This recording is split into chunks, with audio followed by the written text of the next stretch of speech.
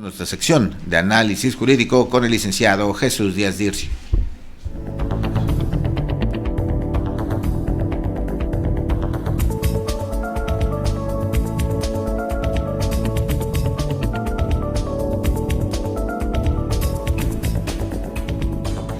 Ya está aquí el licenciado Jesús Díaz Dircio. ¿Cómo estás, Jesús? Buenos días. Buenos días, Evaristo. Buenos días, público. El tema de hoy, Jesús, es una pregunta que nos hizo nuestra audiencia. Dice que a su hermano le robaron un automóvil con violencia hace algún tiempo. En esta situación pudieron detener a uno de los delincuentes, el cual pues fue procesado, entregado a la autoridad. Sin embargo, lamentablemente la víctima falleció y el proceso continúa. Esta persona nos pregunta, dice, le llegó una notificación para que otorguen el perdón al delincuente, pero su hermano ya no está. ¿Qué va a pasar? Si ya no está su hermano, entonces termina el proceso, lo dejarán en libertad. Una situación bastante curiosa que no habíamos pensado en tal, así es que nos permite revisar este asunto precisamente en general. ¿Qué pasa, Jesús, cuando un trámite va a medio camino y la persona pues lamentablemente fallece? Sí, mira, hay dos señalamientos ahí. Una es qué va a suceder con el imputado que está dentro de un proceso, y si esta persona que está siendo convocada va a otorgar el perdón, ¿no? Tratándose del procedimiento, las causas de extinción de sí contempla entre ellas el desistimiento, que en este caso podría ser el perdón, el abandono de la acción o la muerte del querellante. Pero para la muerte del querellante, en este caso lo que está sucediendo es que el ofendido falleció. Solamente se podrá extinguir la acción si los causavientes o los legitimados no comparecieran a continuar con el proceso. En caso de fallecimiento de la víctima ofendido, podrá ejercer la acción el cónyuge, la concubina, concubinarios, ascendientes, descendientes, consanguíneos o colaterales, en este caso es su hermano. Podrían ellos continuar con el procedimiento, y si él no comparece, pues se consideraría que está abandonando el proceso, y eso podría ser una causa, pero es por abandono, porque él estaría en una posición de continuar este proceso. Esa es la primera parte, en el sentido de que qué sucedería con el sujeto que está siendo procesado. Si se abandona el procedimiento por parte de los legitimados o los causavientes, que son los familiares o los que dependían económicamente de él, pues se entiende que ese abandono podía permitir la extinción de esa acción que se está realizando en contra del imputado. Entonces, sin embargo, en primer momento, si escuchamos casos de decir es que falleció y lo dejaron en libertad, no fue porque haya fallecido, sino porque tal vez no sabían, ¿verdad? El abandono del asunto generaría esa circunstancia, desde luego, pero los familiares pueden comparecer como legitimados a continuar con el proceso para reclamar el daño. Ahí viene la otra parte, el otorgamiento de perdón del que habla la persona, y que desde luego es el causaviente de la víctima, o legitimado de la víctima. Está sujeto solo a que se repare el daño, la totalidad de los daños o perjuicios ocasionados por la comisión del delito. Esto extingue la acción penal respecto del delito que se persigue por querella. Es decir, que si el hermano compareciera, acreditara su legitimación como causaviente o familiar de la persona, dependiente económico, o que le perjudica el delito, podría otorgar el perdón siempre y cuando pudiera ser reparado de los daños a los que se le ha derivado del propio delito. Entonces, la segunda hipótesis sería en ese sentido, de que se le ha convocado, por lo que él dice, a otorgar un perdón que lleva como consecuencia que este perdón esté sujeto a la reparación, ¿no? Entonces, la primera parte es que si fallece la víctima, los causavientes o legitimados, que podrían ser el esposo, la esposa, el cónyuge, los hijos, los colaterales, como son los hermanos, podrían comparecer para continuar con el proceso para que sea sancionado el imputado sobre la acción que realizó en contra de la víctima. Aquí la familia es la que se tiene que poner de acuerdo. Sí. Te nombramos a ti para que continúes el caso. Para que continúen el caso. Y demostrar, por supuesto, con el acta de función y todo eso, ¿no? Es correcto. Si hay un entroncamiento, una forma de acreditar que pues que tiene un agravio por el delito que le causó a su hermano, pues implicaría el hecho de que se pudiera continuar con el proceso. También algo muy importante, por tratándose del otorgamiento de perdón del que habla, la reparación de daño está sujeta a ese otorgamiento de perdón, pero aún así, si no llegas a ese punto de otorgarle perdón y hubiera una sanción de por medio, los daños pueden ser reclamados en la vía civil, incluso por la responsabilidad objetiva, en el sentido objetiva o subjetiva, de acuerdo a al caso, y podría reclamar el pago de los daños ocasionados derivados de la acción delictiva. Es decir, siempre va a haber una persona que a nombre de la víctima pueda hacer el reclamo de los daños ocasionados por el imputado.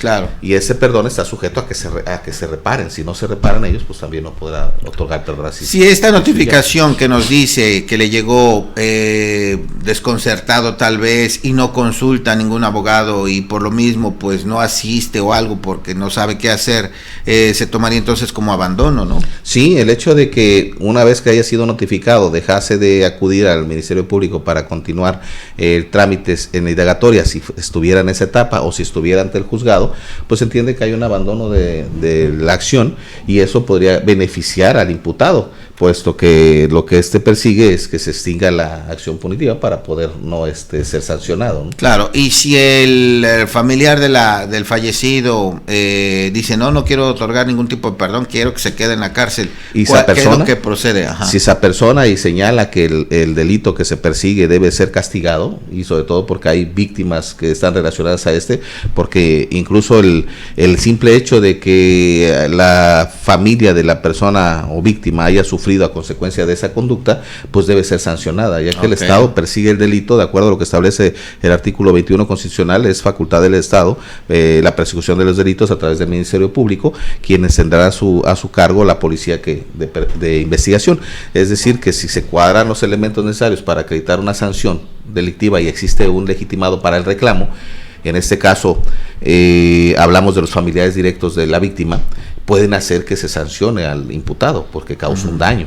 Esa es la persecución de la intención del delito, de que repare el daño.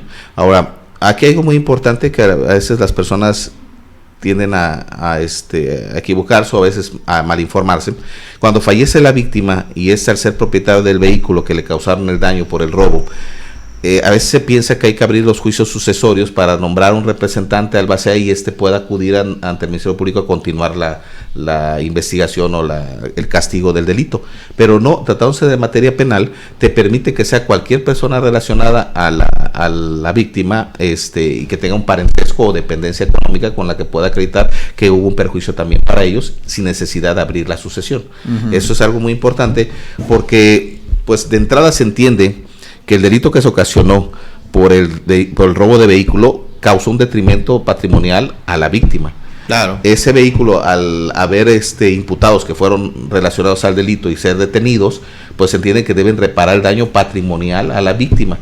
Ese daño patrimonial tiene un costo que de alguna forma, si la víctima fallece, también puede ser el valor del costo de ese vehículo transmitido a los beneficiarios de él. Eso podría considerarse una acción hereditaria, ¿no? Pues aunque no haya testamento. Es correcto, aunque no haya testamento, el valor del vehículo se debe transmitir a favor de sus beneficiarios. Tomando esa tesitura, a veces entenderíamos que hay que abrir la sucesión para demostrar que tú eres el heredero y que deben pagarte a ti el valor de ese vehículo porque te lo heredaron a ti. Sin embargo, tratándose de delitos, puede ser cualquier persona, incluso sin haber llevado a cabo la sucesión, podrá continuar con la pretensión punitiva para que sea castigado el imputado y con esto reparar los daños, que es lo que se persigue, puesto que tratándose de robo de vehículos y el daño ocasionado, pues es un daño patrimonial, que es lo que se pretende recuperar o que se restituya, ¿no? Qué interesante todo esto, Jesús, que no nos podríamos imaginar, pero son cosas que ocurren, ¿verdad? Sí, eso a veces sucede por el retraso en la administración de justicia. Muchas de las personas que han sido víctimas en el enfrentamiento de su caso llegan a fallecer y en la situación ahí pues cambia las circunstancias porque el interesado pareciera que solamente es él. Así es. Sin embargo, al ser un daño el que se ocasiona con el delito, pues el pago de la indemnización, incluso el pago del patrimonio o la restitución del patrimonio dañado, tiene que ser en favor de los legitimados, que son los que representen al difunto. En materia materia penal se permite que sea cualquier persona ligada al difunto y que dependiera económicamente de este o que tuviera alguna relación de perjuicio jurídico, pero no necesariamente con la sucesión. Pero también el representante de la asociación puede acudir. Y esto se hace en razón de que no transcurra mucho tiempo para continuar con el procedimiento, porque si lo que abre es una sucesión, se lleva hace más de 90 días, el Código Nacional de Procedimientos Penales establece un término para que acuda a continuar con la pretensión de que sea castigado el imputado, y ese tiempo podría perjudicarles. Entonces, por eso la ley permite que cualquier causaviente de la víctima pueda acudir. Entonces, sí es importante que la gente lo sepa, porque el delito no se puede continuar en cuanto al castigo.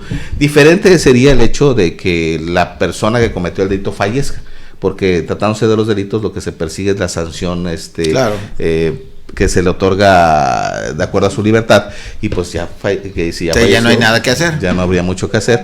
Desde luego, si esa tuviera una responsabilidad que pudiera hacerse reclamable en la vía civil, se puede, porque la pretensión punitiva en relación a la sanción del castigo en días o años de cárcel o multas, no se podría aplicar al imputado. Pero si cometió el delito a través de algún objeto que le pertenece a otro, pues el daño puede ser reparado por el dueño del vehículo, ¿no? Pensando en el chofer de un vehículo, que el vehículo le pertenece a otro, usted puede continuar con el procedimiento para cobrarle la indemnización correspondiente en relación al daño ocasionado.